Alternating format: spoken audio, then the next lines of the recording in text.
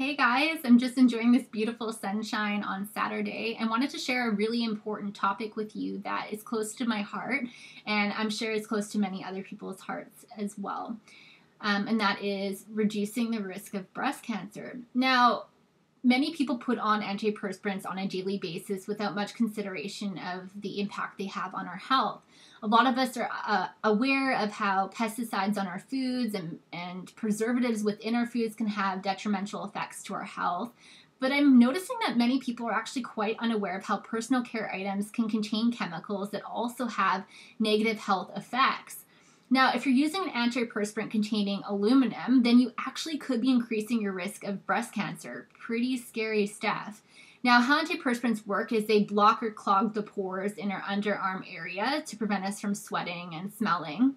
But this is problematic because it's one of the modes of detoxification for the body. So if we're unable to get out the toxins this way, then we're kind of building them in and it's building up in our body. Another concern is that since aluminum is a poisonous metal, what happens once we actually spray or roll it on our body? Well, research has indicated that not only does our body absorb aluminum, but it actually deposits it in the breast tissue.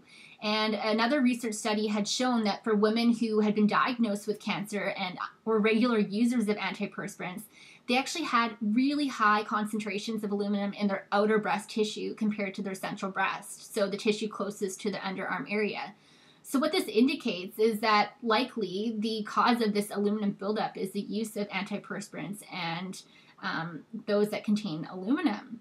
Now, to clarify, it's important to explain that deodorant is different than antiperspirants. So deodorants don't typically contain aluminum, but this doesn't mean that they're 100% safe to use because they often contain other chemicals that aren't safe for the human body.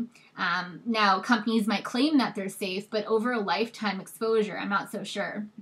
Now, people might also suggest that a little bit here and there, it's totally fine, but if you think about applying an antiperspirant every day, then multiply this by a week, by a month, by a year, by multiple years, over a lifetime, the exposure really adds up. And this is really concerning because aluminum salts are known to mimic the hormone estrogen, and chemicals that imitate this hormone have been known to increase people's risk of being diagnosed with breast cancer. So people are probably at this point wondering, okay, well, what do I do? And a lot of people run off to the natural health food store or to the grocery store now because they have a lot of natural products to buy those crystal deodorants, but I don't think this is the best alternative. I'm not saying it's bad. It's probably much better than using antiperspirants, but these crystal deodorants also contain a form of aluminum. Yes, it's a natural, but it contains either potassium alum or ammonium alum, which is still not healthy. And if you're wanting to go 100% natural, then that's probably not the best solution. Now, I use a product called Pit Paste. It's like a little cream that you apply. I find it's really effective, but everyone's body chemistry is a bit different. So I've found that with friends and family, you just kind of have to test the waters with a few products, although people have said Pit Paste is really helpful. And another thing to recognize too is if you've been using antiperspirants over many years, then you have a lot of buildup in that area, and you really just kind of have to let it air out and detoxify before you actually notice these natural products working. So a lot of people say, oh, those natural products don't work, but they really didn't give it the chance having that knowledge. Another thing to be mindful of is if you're really odorous, and maybe consider what you're eating because it can have an effect on how you smell. So that could be another thing to think about. Now, the reason why I'm so passionate about sharing this knowledge with everyone is because when it comes to preventing health conditions such as breast cancer, this is such a small change that you can make in your everyday life. And that's why I feel so passionate in sharing with people the use of natural health products, because I've been using them for many years with great success.